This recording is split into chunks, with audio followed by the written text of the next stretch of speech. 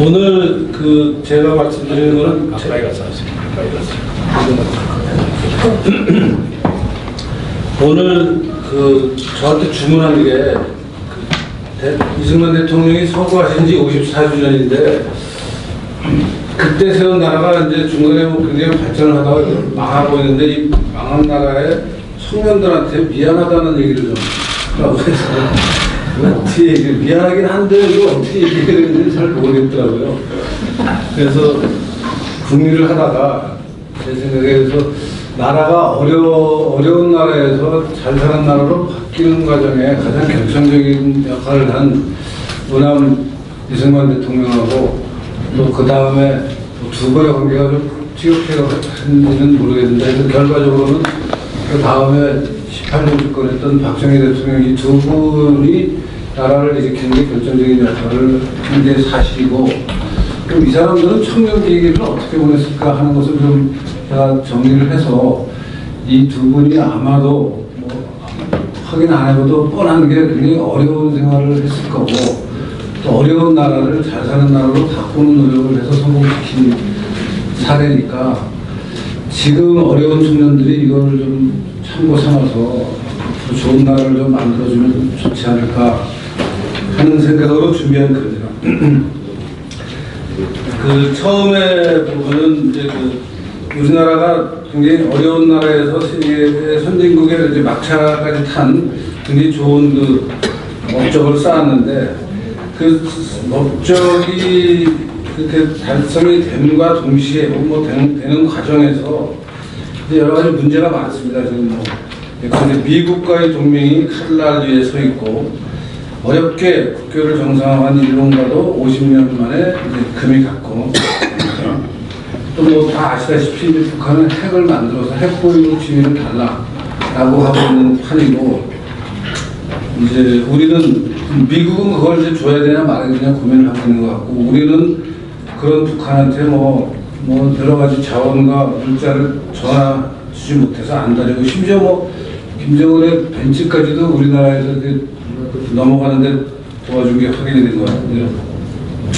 그러니까 가장 핵심적으로 그냥 쉽게 얘기하면은 국제사회의 핵심 의사결정인 UN 결의를 통해서 우리나라가 탄생하고 발전했는데 지금은 국제사회가 우리나라를 보고 있으면 완전히 조롱거리가 돼서 어떻게 저런 외교를 하느냐 하는 얘기들을 한두 나라에서 듣는 게 아니라 전체적으로 다 그렇게 되고 있는 것 같아요.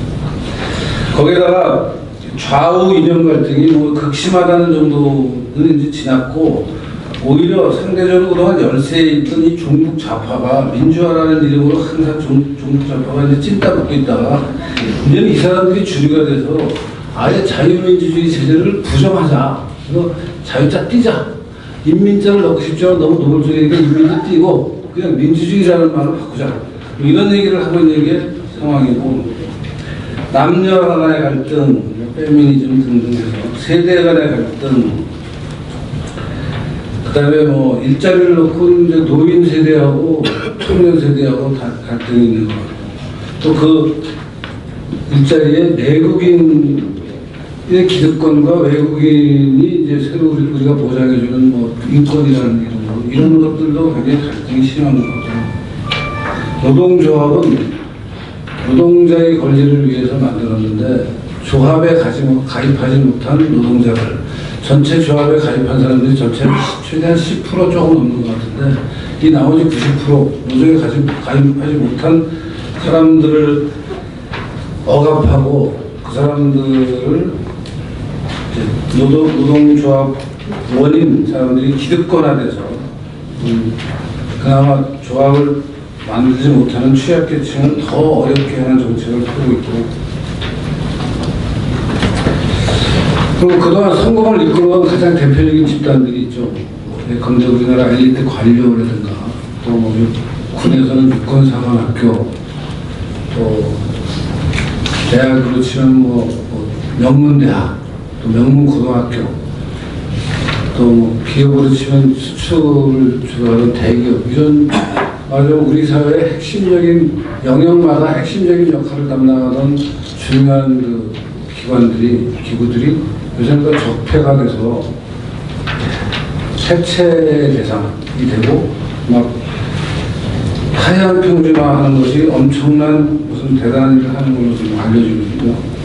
그 자리에 이제 그런 과거의 엘리트 그룹들이 해체되는 자리에는 이제 386 운동권 출신들이 들어가서 청와대는 물론이고 뭐 온갖 정부의 의사결정하는 자리, 위원회의 자리, 법원, 언론, 뭐 온갖 군데 다 들어가서 맞아면 그동안의 과거에 있었던 일을 부정하고 새로 시작하자 하고 있는 편이고요.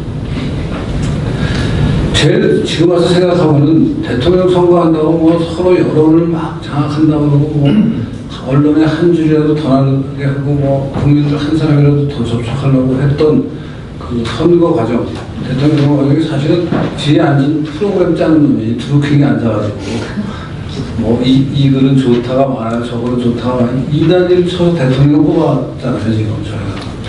그걸 뽑아서 그런 사실 이제 부정이 있었다는 걸 확인을 해도 그 뒤에서 조정한 김경수가는 그 경남지사는 지금 뭐 멀쩡히 나와서 드루킹 내가 한 거 아니다라고 이러고 있는 거는 그냥 보고 있는 나라가 사실 이상해요. 이게 정상이 아닌 것 같아요. 그리고 김기덕이 고액감사를 받고 가는 건 당연한 거죠. 그래서 그런 나라의 청년들이 어떻게 살아야 되는지 하는 생각을 하고, 일부에서는 저도 잘 모르던 단어였는데 욜로라는 단어가 있더라고요. 줄여서 You Only Live Once라는 영어 말을 한 번 사는 거 아니냐. 그러니까 이 한 번 살 때 즐겁게 살자. 뭐 그런 게 이제 삶의 어떤 기준이 되는 젊은이들이 많이 드러나는 것 같은데, 이 말을 듣는 순간 저는 그러면 금수저, 은수저 가지고 태어난 친구들은 뭐 그렇게 살아도 되겠는데, 흙수저 가지고 물고 태어난 사람들은 어떻게 살라는 말이냐? 즐길 방법이 없지 않느냐? 그리고 나라 전체가 이제 망하는 일도 들어섰으니까 이 흙수저가 점점 드러날 거 아닙니까?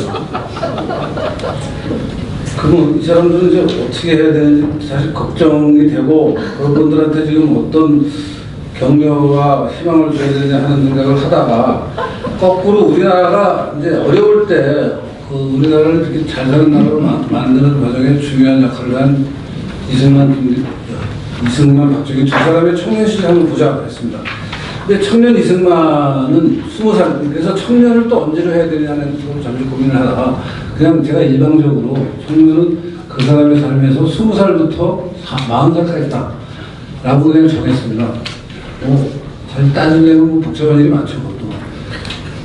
42은 아니냐, 그건 38은 아니냐, 하여튼 뭐 여러 가지 얘기를 할 수 있는데, 그건 그냥 일반적인 상식적으로는 그냥 받아주실 것 같아서, 이제 20살에서부터 40살을 청년기라고 본다면, 이승만의 청년기, 20살에서 40살은 어땠고, 박정희의 청년기는 어땠냐를 따져봤습니다.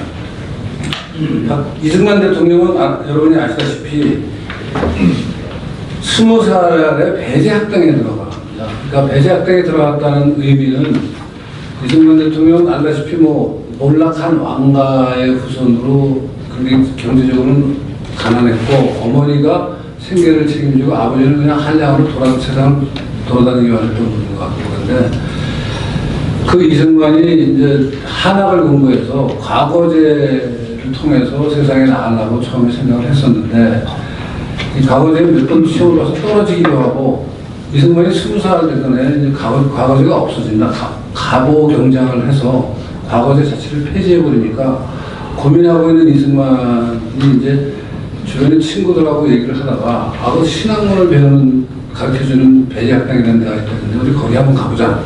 그래서 배제학당에 그 동료 친구들하고 같이 이제 입학을 했습니다. 근데 이 배제학당이 이제 이승만에게 새로운 기회를 여는 미래의 창이었다고 생각이 들고요.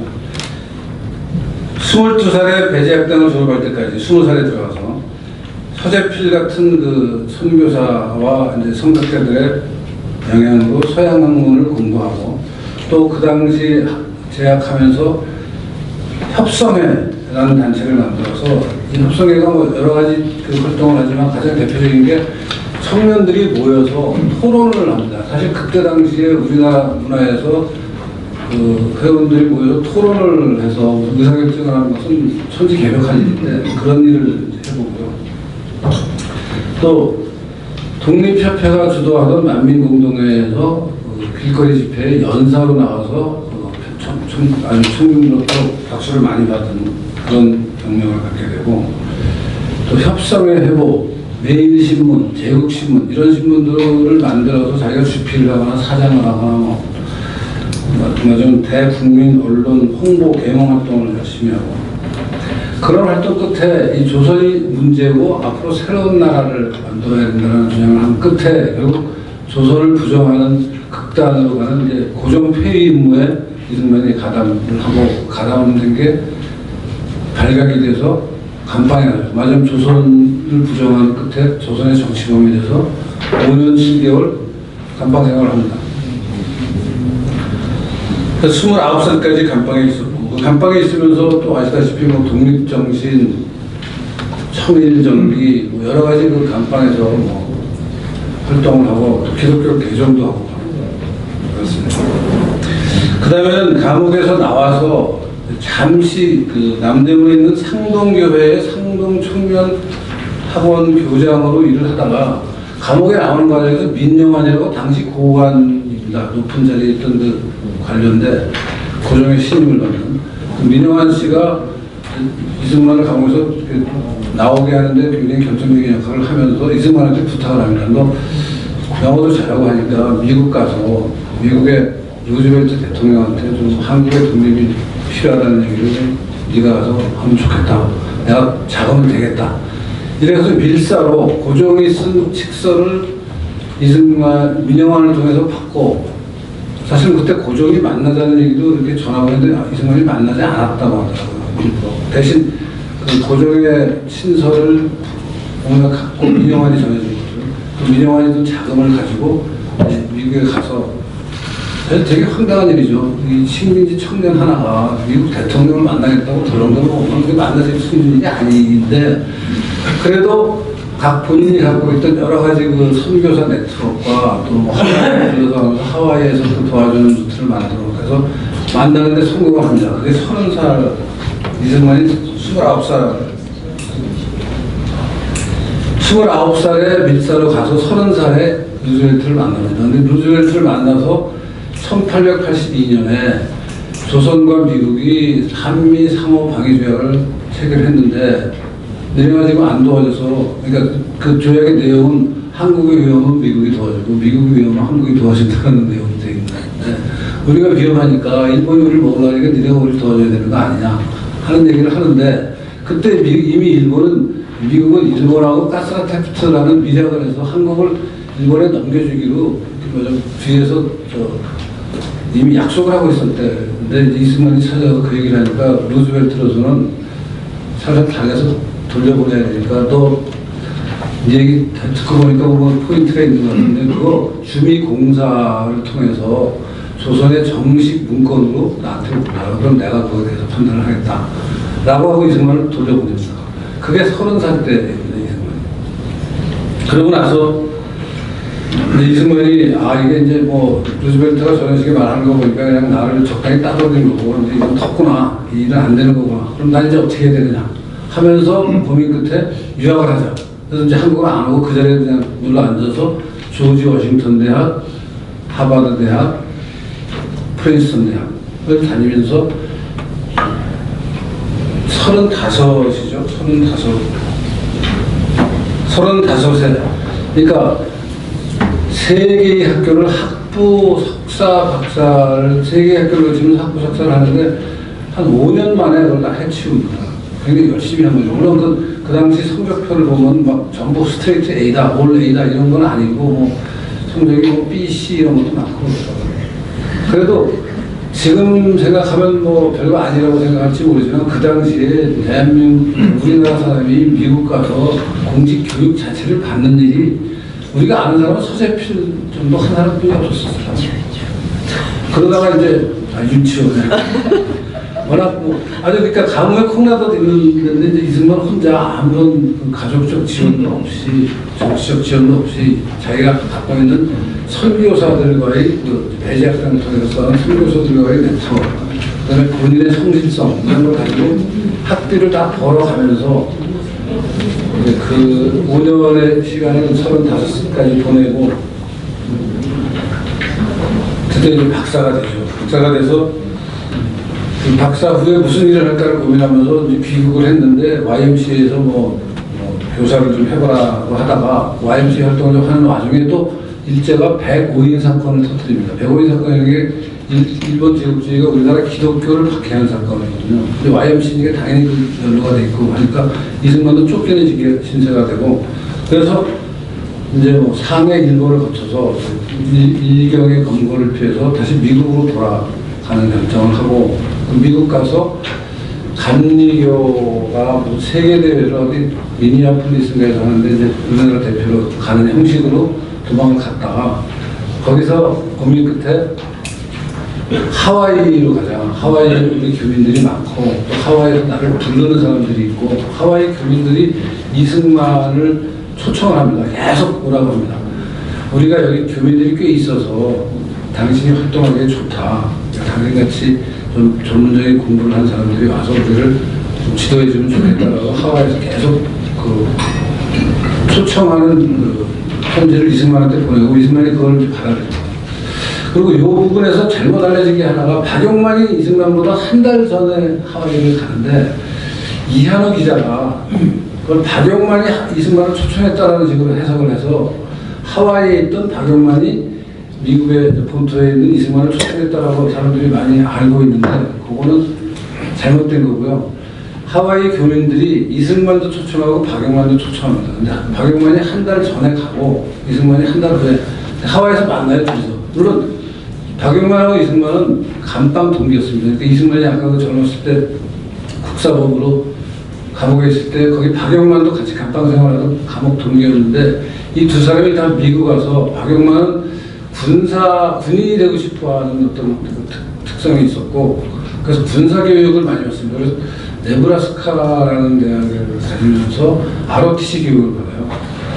나중에 비교하겠지만 이제 ROTC 교육하고 육군 사관학교하고 하늘의 별 차이인데, 아무튼 ROTC 교육을 받고 군사학에 좀 공부를 해서 미국 안에다가 우리나라 독립운동을, 군사적인 독립운동을 하는 학교를 세우려고 합니다.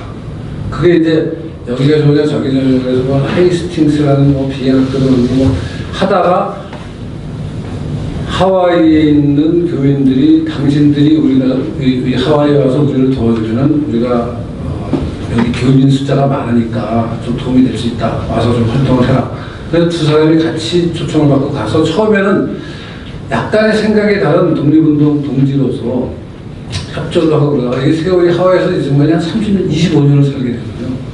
하와이 25년 사는 동안 박용만이 끝에 가서는 이제 다른 데로 가버리는데 계속 이승만과 박용만이 갈등을 합니다. 한 사람은 무장투쟁, 한 사람은 애국 계몽운동. 그게 이제 하와이의 이승만의 독립운동에 박용만과의 갈등을 뺄 수가 없고요. 그 다음에 이제 하와이에서 이승만이 한 것이 한인중앙학교, 한인여학교, 한인기독학원, 한인기독교회 등을 잇따라 만들었고, 또 1919년 3.1운동이 나고 나서 이제 하와이에 있던 이승만을 상해 임시정부의 초대 대통령으로 추대를 하니까 이승만이 그때 가죠. 근데 물론 이때는 40대가 바로 넘은 43살이었는데, 그래서 이승만의 삶을 좀 간단히 그 청년기를 정리를 하면, 조선의 틀을 뛰어넘으려던 청년 이승만은 그 대가로 감옥은 물론 당시 누구도 생각지 못한 미국 유학이라는 마지막길을 선택했다. 어렵사리 성취한 박사학위를 배경으로 이승만은 미국의 지도층의 튼튼한 후원 세력을 확보하여 후일 대한민국이 유엔의 승인하에 독립국이 되는데 결정적 역할을 할 수 있었다. 시대의 흐름을 앞서간 청년기 이승만의 성견지명 덕택에 대한민국은 건국혁명을 할 수 있었다. 그래서 이승만 대통령의 청년기의 선택과 활동 때문에 우리나라가 나중에 이승만 대통령이 물론 본인 스스로 대통령이 되고, 그 대통령이 된 나라가 이제 외교적으로 국제적으로 축복받으면서 새로운 나라를 세우고, 그 새로운 나라가 세운 게 이제 앞으로 얘기하겠지만 일종의 건국혁명이죠. 우리가 일본하고 싸워서 승리하지 못하다가 새로운 나라가 서면서 온갖 개혁을 한꺼번에 유럽에서는 몇백 년에 걸쳐서 이루어진 개혁을 나라를 세우면서 한꺼번에 다 할 수 있었죠. 그다음에 박정희 대통령은 청년기 어떤 생활을 했느냐 하는 것도 되게 재미있더라고요. 박정희 대통령은 1917년생인데 1937년에 20살이죠. 37년에 대구 사범을 졸업을 합니다. 박정희 대통령이 찢어지게 가난한 농촌 집안 출신이라 뭐 냉수 한 그릇 먹고 뭐 학교 갔다는 얘기 같은 거는 많이들 아실 텐데, 이제 만 20살이 되는 그 고학을 해서 대구 사범을 졸업하고, 대구 사범을 졸업하면 이제 현직 교사로 발령을 받는 거죠. 그래서 문경에 있는 소학교 교사로 발령을 받았는데, 이 37년이 묘한 게요. 박정희가 20살 되는 거죠. 박정희 대통령이. 그 다음에 중일 전쟁이 발발하는 겁니다. 일본이 중국하고 전쟁을 해서 이제 중국 본토의 대부분을, 해안가에 있는 본토를 거의 다 먹게 되는데, 그 전쟁을 하면서 군사적 자원이 딸리니까 일본 사람들이 조선의 식민지 청년들도 일본 군대에 오는 걸 이제 풀어야겠다. 그동안 못 오겠어요. 그러니까 박정희가 어렸을 때 군인이 되려고 해서 일본 군대, 그러니까 그때는 왜 뭐 독립군으로 가지 않았느냐 하는 얘기를 할 수도 있지만, 박정희 입장에서는 태어났더니 식민지였고, 일본 군대가 이제 세계에서 강한 강국으로 존재하고 있는 것을 보고 군인이 되고 싶어 했는데, 군인이 되는 길이 막혀 있으니까 대구 사범이라는 데를 가서 교사가 되려고 했었는데, 37년 교사가 되는 그 해에 법이 바뀝니다.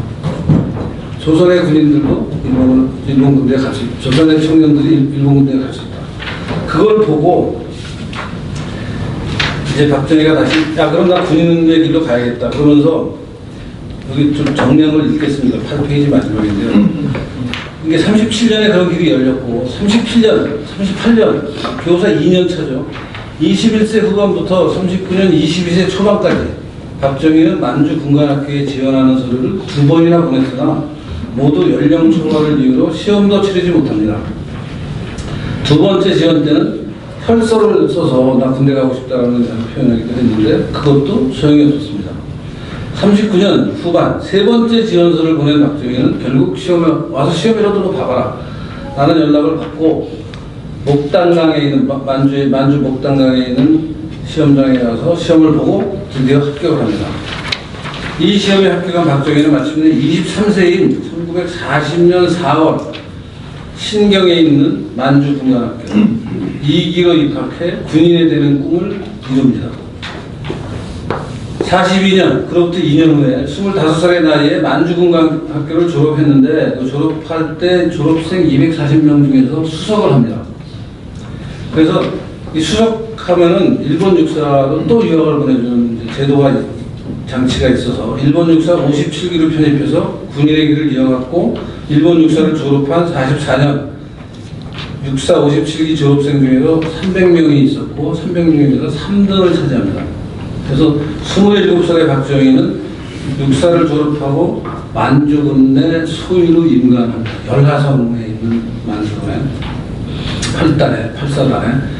그래서 45년 8월 일본이 항복할 때 28살의 만주군 중의 박정희는 사단장 부관으로 근무했습니다. 또 이때 뭐 만주군에 가서 근무했다고 무슨 독립군 때려잡는 뭐 엄청난 뭐 활동을 했다, 뭐 그런 간도 특설 때 요원이었다, 뭐 이런 식의 또 악의적 해석이 있는데 전부 사실이 아닙니다. 그냥 사단장 부관으로 말하자면 뭐 일본군 때려잡는 거 아니죠. 독립군 때려잡는 거하고는 별 관련이 없는 역할을 보직을 갖고 있다가 중위로 이제 해방을 받습니다. 46년 5월달 29살의 박정희는 해방된 조국에 돌아와 대한민국 육사의 전신인 조선경비사관학교 2기로 입학해서 4개월 교육받고 194명 중 3등으로 졸업해서 춘천에 있는 8연대 소위로 임관했습니다. 그래서 그때가 30살인데 47년 7월에 우리나라 국군 최초의 야외 기동 연습 계획인 대대 진지 공격 현지 전술 계획이라는 그 계획서를 만듭니다. 그리고 이 계획서가 우리나라 군대에서는 한 번도 해보지 않은 진지를 이동하면서 하는 계획을 완벽하게 세워서 훈련을 잘 시킵니다. 그러니까 가상적을 만들고, 그 공로로 같은 해 박정희가 소위에서 중위를 건너뛰고 대위로 특진을 합니다. 이 부분은 아직 잘 알려지지 않은 건데, 마침 저기 박정희 대통령 기념재단에서 그 박정희 소위가 당시 작성한 대대 진지공격 현지 전술계획, 대대 진지공격 현지 전술계획이라는 책자를 출판했어요. 그래서 여기 보면은 박정희 그 소위가 그 당시 만든 계획서들이 이렇게 차례로 나와 있습니다. 이게 워낙 잘 돼 있어서 이 그림과 맞아 요새치기나 그래픽션인데 그림으로 나오면 그때는 원거리 같은데 이제 직접 그렸는데 이 작전 계획을 워낙 잘 짜서 그 당시 지휘부에서 이게 누가 짰냐? 박정희예요. 악에 특진시켜라. 하나만 시키지 말고 둘 시켜라. 이래가지고 다 얘기가 됩니다. 31살인 48년 8월 소령으로 진급했습니다.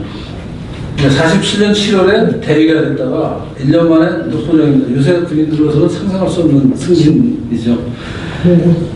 48년 8월 소령으로 진급한 박정희는 육군본부 정보작전부 가장 핵심적인 군대 자리인데 근무하던 중에 아다시피 여수순천 사건에 이제 좌익 경력 비밀로 좌익에 가입해서 한 게 이승만 정부의 들통이 나서 이제 체포가 되고 1심에서 무기징역, 2심에서 징역 10년으로 감형되고 형집행정지 처분을 받고 32살인 49년 1월에 강제 예편입니다. 군복을 강제로 벗습니다. 그렇지만 워낙 그 작전 능력이 뛰어나니까 육군본부 일하던 데서 문관으로 그러면 일을 해라. 그냥 군인은 아니지만 이제 그렇게 해서 문관으로 일을 시작하는 겁니다. 하지만 문관이라는 거는 이제 군인으로서의 역량은 그러니까 경력은 끝난 거였는데 묘하게도 그러고 나서 얼마 안 있다가 6.25 전쟁이 벌어집니다. 김일성이 마지막에 이승만 대한민국을 없애려고 벌린 전쟁에 이제 군인이 필요하니까 이승만 대통령이 야, 현역으로 쓸만한 사람들은 다 이제 그 보충력에서 현역으로 바꾸자. 그 중에 박정희가 낍니다. 그래서 박정희가 현역으로 돌아옵니다. 김일성 덕분에 전쟁이 나서 현역으로 돌아오고 그 전쟁에서 엄청난 공을 세우면서 계속 승진을 해서 전쟁이 끝날 때 준장이 됩니다. 1년 6개월의 문관 생활을 마치고 현역으로 복귀하는 계기는 1950년 박정희의 나이 33살에 김일성이 일으킨 6.25 남침전쟁 덕분에 마련이 됩니다. 전쟁이 나자 박정희는 현역 소령으로 발령하다 육군본부 작전정보국으로 완벽하게 복귀했고 전쟁은 박정희를 포함한 군인들의 경력을 빠르게 승진시켰습니다. 53년 휴전협정이 이루어진 그해 11월 박정희는 36살의 나이에 완스타 준장으로 진급했고 57년 그로부터 4년 후 40살이 되던 해 박정희는 육군대학을 마치고 투스타 진급에도 성공합니다. 투스타 하고 나서 투스타로 5.16을 하죠. 그러니까 이때 승진 다 하고 이제 보직이 밖에서 뭐 부산에 있는 군수기지 사령관도 하고 뭐 여기 다니다가 이제 5.16 갈 때 그 얘기 좀 나중에 하겠습니다. 어릴 때부터의 꿈이었던 군인의 길을 가기 위해 식민지 시대에 잘 나가는 교사 경력을 포기한 박정희의 선택은 후에 그가 권력을 잡는 과정은 물론 권력을 행사하는 과정에서 엄청난 자산이 되었습니다. 박정희가 군인의 길을 가며 얻은 인맥이야말로 당대 최고의 엘리트 집단이었습니다. 이 엘리트 집단의 후원은 명확한 이유를 알 수 없는 좌익으로의 사상적 전향이 가져온 후폭풍, 박정희가 좌익 경력을 가진 거요. 으로부터 박정희를 살려냈습니다.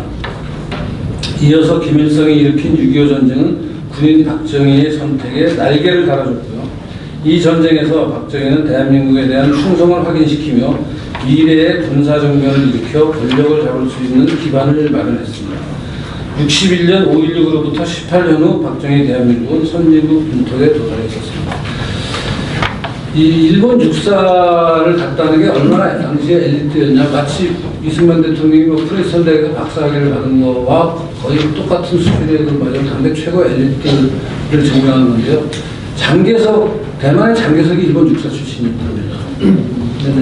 장개석한테는 그런 경력이 있다고 해서 7.8라는 얘기를 대만 사람들은 입에도 막 꺼내는데 박정희 대통령이 일본 육사다녔다, 뭐 안중근가랑 때렸다 그래서 7.8하고 욕을 하는 문제가 있는데 그 문제는 또 나중에 좀 말씀드리겠습니다. 그래서 이 앞에 두 사람, 이승만, 박정희 두 사람의 청년기 경력을 정리하면 뚜렷한 특징이 있습니다. 공통의 특징이. 당대 최악의 흑수저 지원 출신이었다.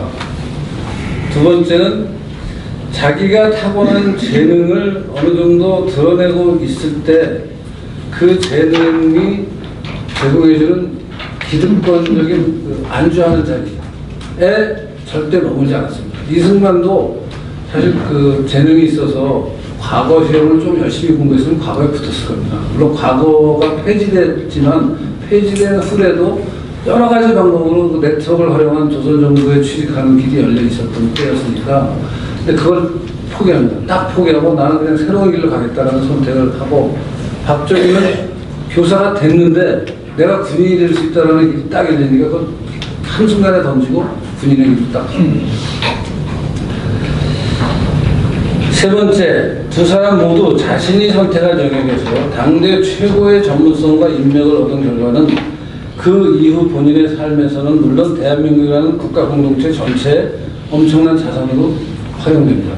그러니까 자기들이 각자 청년기에 쌓았던 인맥이 본인의 나중에 경력의 발판이기는 물론 그냥 출세 수단만이 아니고 그게 전체적으로 보면 대한민국이라는 나라가 발전하는데 굉장히 중요한 역할을 합니다. 이승만의 미국 그 상층 지도부 네트워크가 이승만을 대통령으로도 만들었고 대한민국을 국제사회에 승인받는 국가로도 만들었고 우리나라가 어려울 때 외국의 지원으로 전쟁도 치르고 원조도 받게 하는 이런 모든 그 상황의 배경에는 이승만의 개인 네트워크가 있었던 겁니다.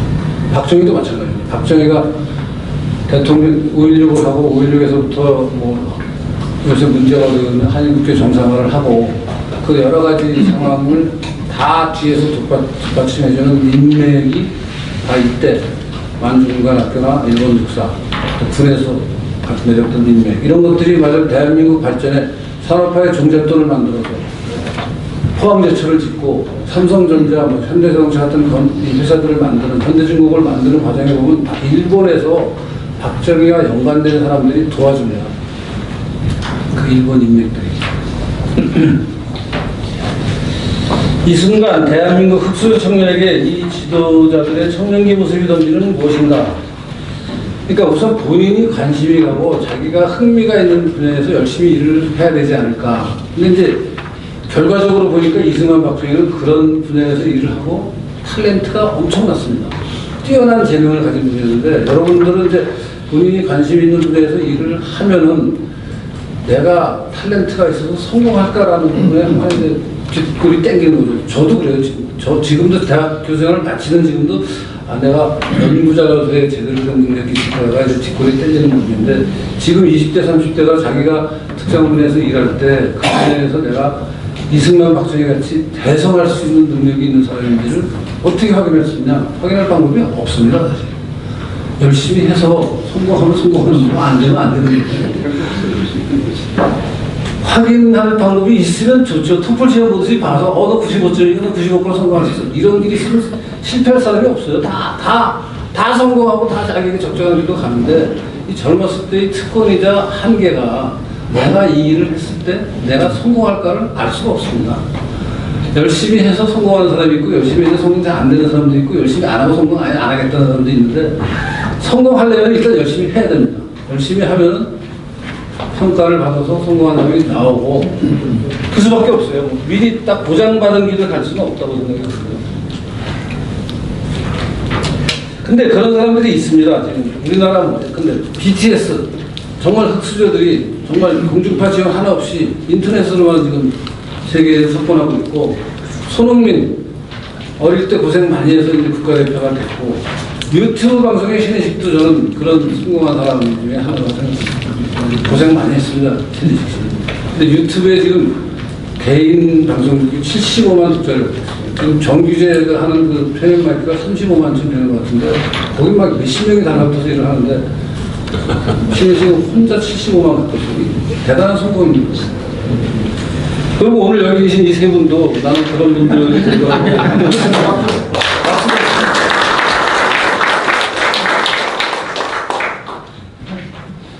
그렇게 되실 거죠? 나라를 좀 살려주십시오. 그리고 마지막에 이제 박정희가 친일파라는 얘기를 하는 사람들이 있어. 그 문제에 대해서 제가 좀 아니라는 얘기를 설명을 준비한 걸 좀 읽겠습니다. 11페이지부터인데요. 그러니까 아까 얘기했던 그 박정희의 그 군 경력. 일부에서는 1940년 만 23살의 나이에 군인이 되기 위해 만주군관학교에 입학한 박정희의 초기 경력을 두고 친일파니까 그렇게 한 거 아니냐 하는 얘기를 하는데요. 미래를 준비하는 청년이 어쩔 수 없이 맞닥뜨린 상황이라는 상식적 해석을 이 사람들은 거부합니다.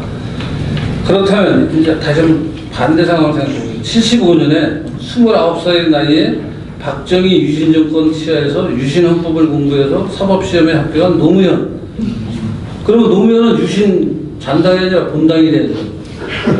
그리고 80년 6월 달에 27살의 나이에 전두환 정권 치하에서 역시 헌법은 유신 헌법을 공부해서 사법시험에 합격한 문재인은 독재의 약점이라고 불러야 되는 거 아니냐. 박정희만 친일파라 그러고 왜 이 사람들은 민주투사라고 하느냐. 박정희는 안 되고 문재인이 될 이유는 없다. 박정희가 1939년 만 22살의 나이에 만주군관학교에 입학하기 위해 썼다는 혈서 문제도 마찬가지입니다. 이게 실제 혈서가 있는 걸로 저는 받아들입니다. 아직도 이게 없다라는 주장을 하는 분도 있는데 제가 이거저거 따져보니까 있는 게 확실한 것 같아서요. 39년 3월 30일자 만주신문 보도는 제목을 혈서 군관 지원 반도의 젊은 교사로부터 라고 달고 있고요. 기사의 본문은 이렇게 시작합니다. 29일 39년 3월 29일이죠. 치안부 군정사 직무과로 조선 경상북도 문경 서부국립소학교 교사 박정희 군의 열렬한 군간지원 편지가 호적 등본, 이력서, 교련검정 합격증명서와 함께 목숨 바쳐 봉공 박정희, 일사봉공 박정희라는 혈서를 쓴 종이를 동봉하여 등기로 도착해 담당자를 감금시켰다로 시작한 기사는 끝에 마무리가 이렇게 됩니다. 달필이라고 인정하지 않을 수 없는 동군의 군간지원 편지는 이번이 두 번째이지만 이미 한 번 보냈는데 떨어졌고 두 번째 또 보냈는데 군관이 되기 위해 군적을 가질 수 있는 사람이 제한되어 있고 군관학교의 입학 연령 자격은 16세 이상 19세 이하로 되어 있어 23세로는 나이가 너무 많기 때문에 동군에게는 유감이지만 정중히 사절한다. 이게 기사예요. 그러니까 너 혈서 써서 보냈는데 떨어뜨렸다. 안 됐다. 이게 기사예요. 이 기사를 요약하면 일사봉공이라는 혈서에도 불구하고 나이 제한 때문에 지원이 결정되었다고 보도가 된 거고요. 혈서를 써서 입학했다라는 말은 사직에서 떨어졌으니까 아리송해요. 혈서를 동봉해 지원한 그의 박정희는 군관학교에 입학하지 못했습니다. 2009년 새로이 발굴된 이 기사의 내용과 박정희의 문경학교 동로 교사였던 유중선의 증언을 기초로 조갑재 선생이 2007년에 출판한 박정희가 18권이 있는데 그중에 제 첫 번째 권 군인의 길에 보면은 혈서와 만주행에 관한 그 얘기가 나오는데요. 거의 내용이 일치합니다. 그러니까 이 혈서 기사와 이 박정희 조갑재가 쓴 박정희 내용이 똑같아서 두 문헌은 실체에 접근하는 각도가 달라도 내용은 같다. 그래서 박정희를 비난하는 사람들은 이 혈서 기사를 근거로 즉 혈서를 써서 일본 군인이 되려는 게 친일파 증거 아니냐 이런 얘기를 하는데요. 그렇다면 유신 시절 대학생들이 공안당국에 잡혀와 전향서를 쓴 것도 유신이 약점이가 되는 근거로 삼아야 하지 않을까. 자신의 목표를 이루는데 나이라는 조건이 장벽이 되자 박정희는 혈서라도 쓰면서 군인이 되고자 했다. 살기 위해 전향서를 쓴 것과 무엇이 다르냐. 더구나 혈서로 쓴 내용 자체는 당시 모든 한국인들이 아침마다 외워야 했다는 한국신민서사와 하등 다를 것도 없는 판에 박힌 내용이다. 일사봉공. 그러나 혹자는 한국신민서사를 외우는 일은 강요에 의한 친일이고 혈서는 자발적으로 친일한 거 아니냐 라고 성격을 달리 규정할 수도 있는데요. 그렇다면 노무현과 문재인도 강요에 의해 유신시대, 전두환시대에 사법시험에 응했느냐? 중앙정부가 시험을 하고 강요했느냐? 그것도 재수, 삼수까지 하면서 모두 미래를 준비하는 젊은이 입장에서 주어진 조건에 적극적으로 대응한 선택일 뿐이었다. 그런데 박정희는 왜 친일파고 노무현 문재인은 왜 유신 독재 핵심 세력이 안 되느냐? 문재인의 운명은 다음과 같이 증언하고 있습니다. 이게 출판물에 나온 겁니다. 나는 문재인이 사는 말입니다. 헌법 과목에서 거의 최고 득점을 했다. 그것으로 나머지 과목의 낮은 점수를 만회해 간신히 합격할 수 있었다. 이 문재인이 자기 자서전에서 잘하는 거예요. 나 유신 핵심이다라는 얘기. 근데 아무 말도 안 해, 사람이. 또 유신이라고 우파가 공개 안 하고 있어요. 좌파들은 박정희 할수 없다고. 생 지랄을 떱니다. 이제 이상 마치겠습니다.